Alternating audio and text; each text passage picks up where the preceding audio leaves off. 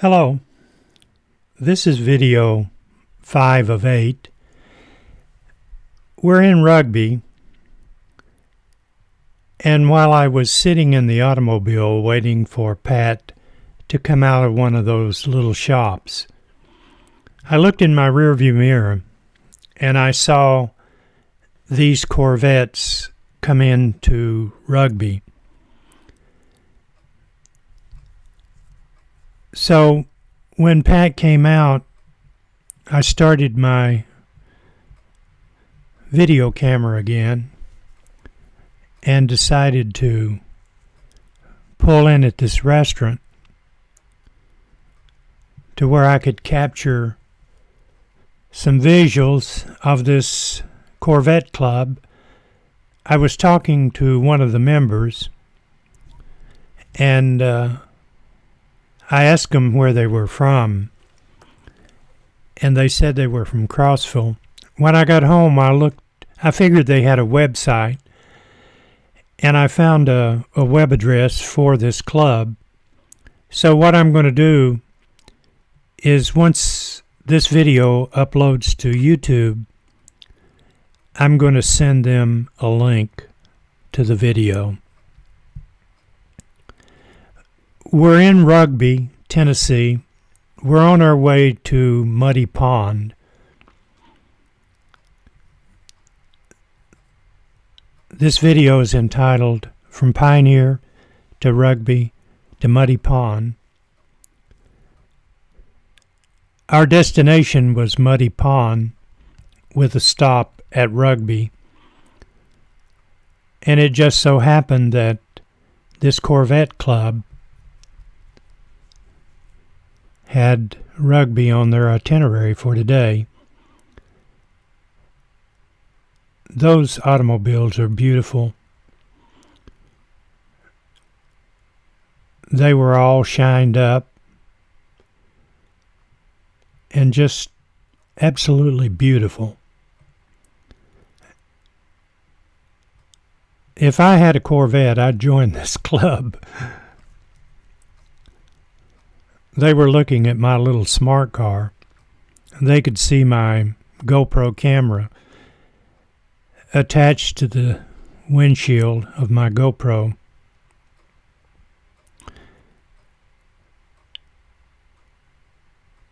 And I turn around, and we're going to go back and get on Highway 52 and head to Muddy Pond. One of the prettiest automobiles, I guess I can single one out that I liked. This gentleman in the red shirt, no, maybe he's got a white shirt on. I asked him about his Corvette, that one right there. It's a copper color. That is so pretty. I think he said it was a 2016. But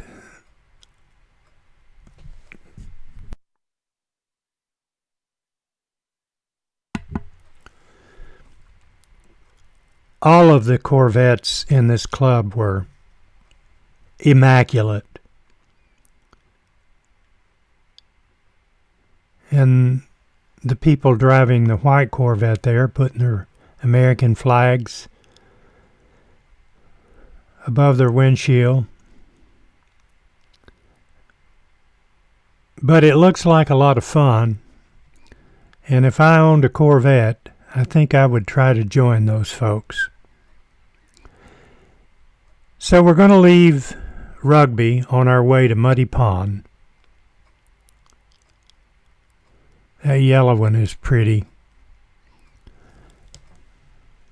I can't tell the model year or anything like that about a Corvette. When I came home, I went on the internet and started looking at some of the models. Basically, what I was going to do is check the prices.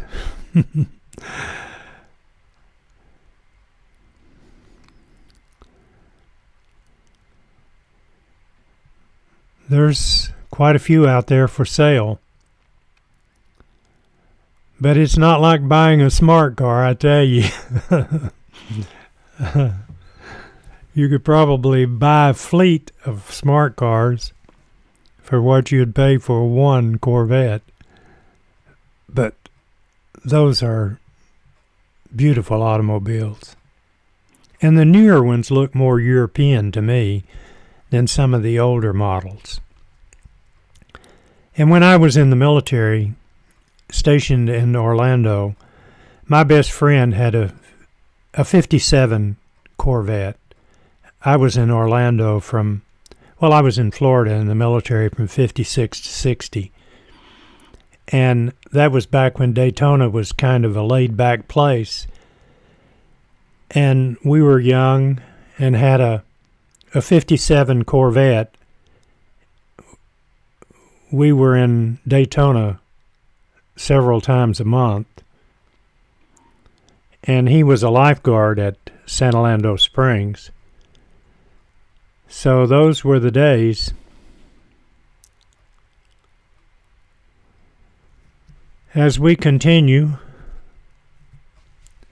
to Muddy Pond, the reason I pulled over there, I wanted to check and make sure that my GoPro was working, because the last time I was over here, and I was going to do a video, when I got back to the house, no video. I think I had a minute and 30 seconds of video for whatever the reason. So I was paranoid enough there that I wanted to make sure I'd captured those Corvettes, so I stopped to check to make sure it was recording, and it was. But I'm going to send those folks a link to this video.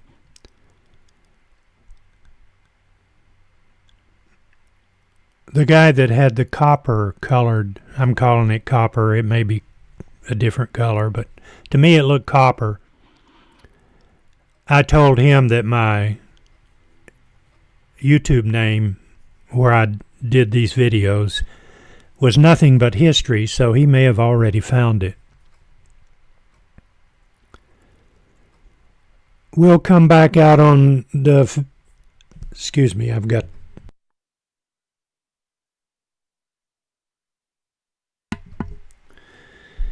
It's early in the morning, and I tried a new jelly, and I believe that I'm allergic to it, I think.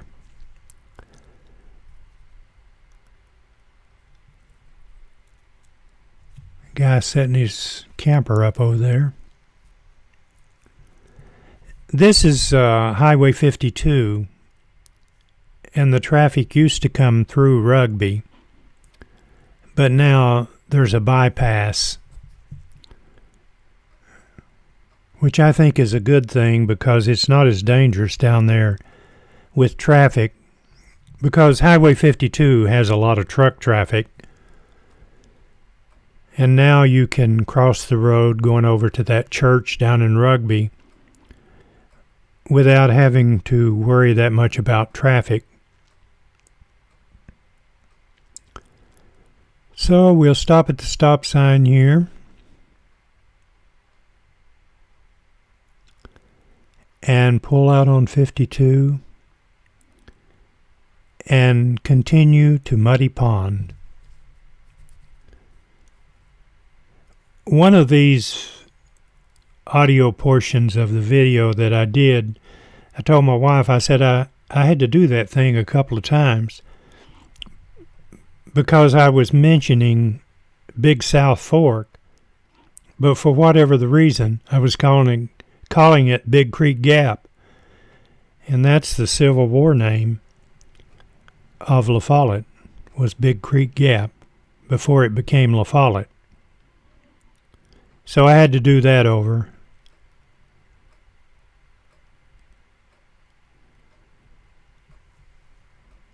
This is video 5 of 8, recorded the 31st of August, 2019. My wife and I decided to do a day trip and do a video today. going to Muddy Pond. We started out at the post office in Pioneer. At Pioneer, you can, I can't remember the road number, but if you go in front of the Pioneer post office and go down into Elk Valley, you'll wind up coming through Newcomb and Jellicoe. I don't know if that Corvette Club has ever gone that way before, but if you're looking for a trip, that would be an interesting route to go. And Jellicoe sits on the border of Kentucky and Tennessee. You could make a circle. When you go through Jellicoe, you could get on 25W, go through La Follette, and go back and get on the interstate, and it's just a hop and a skip back down to Crossville. You all may have already been that way, because I was looking at your website, and I think you've been up there on McLeod Mountain, which overlooks Powell Valley and La Follette. I don't know what direction you all came in there, but I saw your itinerary on your website, and you had been there, or you had scheduled to go there. I can't really remember. But anyway, I'm going to send you all a link to this video until you can see the first part of it. It'll be a good keepsake for your Corvette Club. Primarily, my YouTube account is mostly road videos. They're fairly easy to do, and I like to go around in different parts of the world and find a city and then pull that city up into YouTube. And more than a few times when you do that, you'll find someone living there in that little town like Finland or Norway that's doing exactly what I'm doing. The problem with, and I used to do the same thing, people will do these road videos and they'll put music behind rather than a dialogue. The problem with that, if you happened to, well, let me put it this way. Most of the people that listen to that music's not going to like your music. Not that they want to listen to me jabber the way I'm jabbering. But most people, I have discovered, especially by reading comments, if they go into a YouTube account with road videos, they always have negative responses to the music.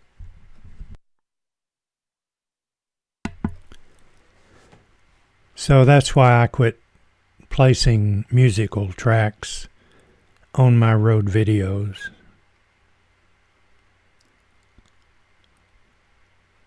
But when you do 8 videos like this, you really run out of things to say, and what I'm doing is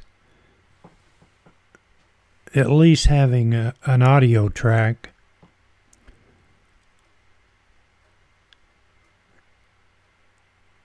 and of course either way you can mute the speakers if you don't want to hear what I have to say. But rather than just to have a silent video, especially now that I'm not going to use a music track in the background, YouTube has got hundreds of royalty-free tracks that you can use on your videos. Now, I do use them on certain things. If I'm going to use the track in the background while the dialogue is going on, I could do that on these videos, but I decided to completely stay away from music on my road videos. But if you've been thinking about getting a YouTube account, or if you have a YouTube account, if you'll subscribe to my channel, when I place a road video up there, you'll be alerted. YouTube will send you an email telling you that I have uploaded a video. So if you haven't subscribed to me yet, I would appreciate it if you would.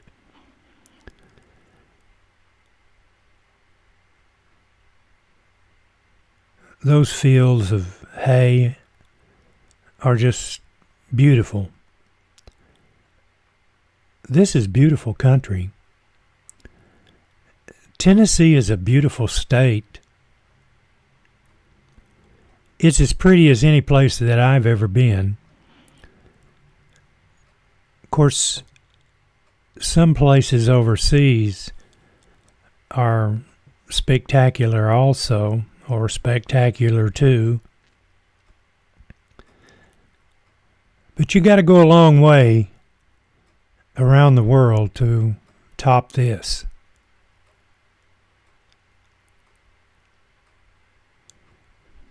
And when you get up on the plateau